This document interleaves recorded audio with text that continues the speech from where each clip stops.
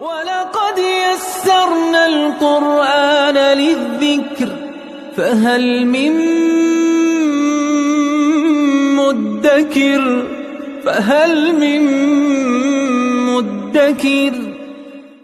اعوذ باللہ من الشیطان الرجیم بسم اللہ الرحمن الرحیم الحمد للہ رب العالمین وصلی اللہ علی سیدنا و نبینا بالقاسم المصطفى محمد وعلى آلہ الطیبین الطاہرین المعصومین اما بعد اعوذ باللہ من الشیطان الرجیم رسلا مبشرین ومنذرین لئلا يكون للناس على الله حجة بعد الرسل وكان الله عزيزا حكيما صدق الله العلی العظیم۔ پروردگار عالم نے سورہ نساء کی آیت نمبر 165 میں انبیاء علیہ السلام کی بعثت کے ہدف کو اور فلسفے کو بیان کیا۔ اس سے پہلے والی آیات میں فرمایا کہ ہم نے آپ کی طرف وحی کی، اسی طرح آپ سے پہلے والے انبیاء کی طرف وحی کی، پھر کافی انبیاء کا نام لیا اور یہ بتایا کہ ختمی مرتبت پہ جو ہم نے وحی کی وہ کوئی نئی بات نہیں تھی اس حوالے سے کہ تم انکار کرو اور کہو کہ پہلا تو اس طرح سے ہم نے کبھی نہیں سنا، بلکہ یہ وہی وحی ہے جو پہلے والے انبیاء کی طرف آتی رہی ہے، ان پہ کتابیں آتی رہی ہیں، ان کی طرف فرشتے آتے رہے ہیں۔ اب یہاں پہ آیت نمبر 165 میں پروردگار عالم نے ان کی بعثت کے اہداف کو بیان کیا۔ فرمایا رسلا مبشرین و منذرین، یہ ایسے رسول ہیں جن کو ہم نے بشارت دینے والا بنا کر بھیجا، آگاہ کرنے والا، متنبہ کرنے والا، اچھے کاموں کی، اچھے کام اگر انسان کرے اس پہ جو اجر و ثواب ملتا ہے اس کی بشارت دینا یہ انبیاء کا کام ہے۔ آگاہ کرنا انسان کی انفرادی اور اجتماعی زندگی، سیاسی زندگی کو جو خطرات پیش ہیں اور درپیش ہیں ان سے آگاہ کرنا یہ انبیاء علیہ السلام کے وظائف میں شامل ہے۔ کیوں ہم نے بھیجا؟ لِأَلَّا يَكُونَ لِلنَّاسِ عَلَى اللَّهِ حُجَّةٌ بَعْدَ الرُّسُلِ، تاکہ لوگوں کے پاس اللہ کے خلاف کوئی دلیل نہ ہو۔ رسول آنے کے بعد کوئی شخص یہ نہیں کہہ سکتا کہ پروردگارہ مجھے تو نے کیوں نہیں بتایا، میری طرف کوئی نمائندہ نہیں آیا، مجھے کوئی آگاہ کرنے والا نہیں دیا۔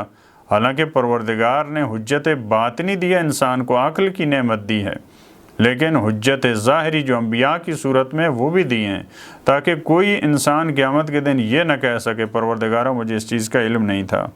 وَكَانَ اللَّهُ عَزِيزًا حَكِيمًا، اور اللہ عزیز بھی ہے اور حکیم بھی ہے۔ عزت مطلقہ اسی کی ہے، حکمت مطلقہ کا وہی وارث ہے۔ باقی کو اگر عزت چاہیے تو خدا کے در پہ جانا ہوگا، باقی کو اگر حکمت چاہیے تو خدا سے حکمت کو لینا پڑے گا۔ لیکن اللہ یشہد بما انزل الیک، اور اللہ خود شاہد ہے اس چیز کا جو اس نے تیری طرف نازل کی ہے۔ ہمیں ان کی گواہی کی ضرورت نہیں ہے، ان کی شہادت کی ضرورت نہیں ہے۔ یہ اگر قبول نہیں کرتے تو ایسا نہیں ہے وہ کہیں کہ نہیں ہمارے پاس کوئی ہمیں بتانے والا نہیں ہے، کوئی ایسا نہیں ہے جو گواہی دے کہ یہ قرآن واقعاً ٹھیک ہے، یہ واقعاً اللہ کے سچے رسول ہیں۔ فرمایا کہ ہمیں ان کی گواہی کی ضرورت نہیں ہے، اللہ خود شاہد ہے اس چیز پر جو اس نے نازل کیا آپ کی طرف۔ انزلہ بعلمہ والملائکۃ یشہدون، اس نے اپنے علم کے ساتھ نازل کیا ہے جو اس نے نازل کیا ہے آپ پہ، اور اس کے فرشتے شاہد ہیں، جیسا کہ بعض دوسری آیات میں فرمایا اللہ شہادت کے لیے کافی ہے۔ ومن عنده علم الکتاب، جو مولا کائنات کے بارے میں جو آیت ہے، لہذا خدا کو کسی دوسرے کی گواہی کی ضرورت نہیں ہے، خود اللہ شاہد ہے، خود اللہ کے فرشتے شہادت دے رہے ہیں قرآن کی اور ختمی مرتبت کی حقانیت کی۔ وَكَفَى بِاللَّهِ شَهِيدًا، اللہ جب شاہد ہے اور اللہ شہید ہے تو یہ کافی ہے۔ ایسا نہیں ہے کہ خدا کی شہادت کے ساتھ کسی اور گواہی کو ضمیمہ کریں تب وہ گواہی کامل ہوتی ہے، خدا اکیلے کافی ہے۔ اس کے بعد والی آیت میں فرمایا ان الذین کفروا وصدوا عن سبیل اللہ قد ضلوا ضلالا بعیدا، یقیناً وہ لوگ جنہوں نے کفر اختیار کیا، جو منکر ہوئے، جنہوں نے پردہ پوشی کی، جنہوں نے حق کو چھپایا، وصدوا عن سبیل اللہ، اللہ کے راستے میں رکاوٹیں ڈالیں، خود بھی اللہ کے راستے پہ نہیں چلے، جو اللہ کے راستے پہ چلنا چاہ رہے تھے ان کو بھی ہٹایا۔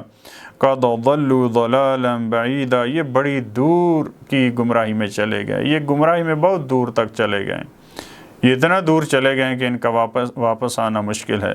پروردگار عالم ہمیں توفیق دے انبیاء علیہ السلام کی بعثت کے جو اہداف ہیں ان اہداف کو ہمیں سمجھ سکیں اور ان کے مکتب کے جو وارث ہیں انہی اہداف کو آگے بڑھاتے ہوئے احسن انداز میں انبیاء علیہ السلام کا اور اسلام کا پیغام پہنچائیں۔